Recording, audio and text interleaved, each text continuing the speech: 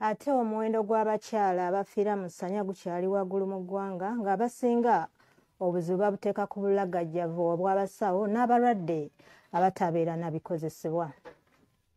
Eno y'emu ku mbeera etaanudde omukyalo omubaka akiikirira disitulikiti y'Iganga mu paalamenti Kawuma Sauda alibaawo okukwatagana n'ekitongole kya gavumenti ekirafubanira obwenkanya ki Equal Opportunities Commission ne badduukirira bannakazadde b'eggwanga abali eyombi biri n'ebikozesebwa mu kiseera eky'okuzaala. Omukyala erimu gloves, erimu eisuuka, erimu epampa, erimu ekitwandikirwako, erimu ekipande kyebawandiikamu omwana, so eri full package.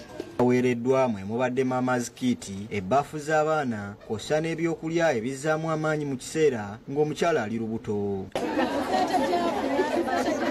Wabula olw'obwetaavu obungi, bamaama bano tebasobodde kulinda kubagabula bye babaleetedde okukakana nga babirwanidde.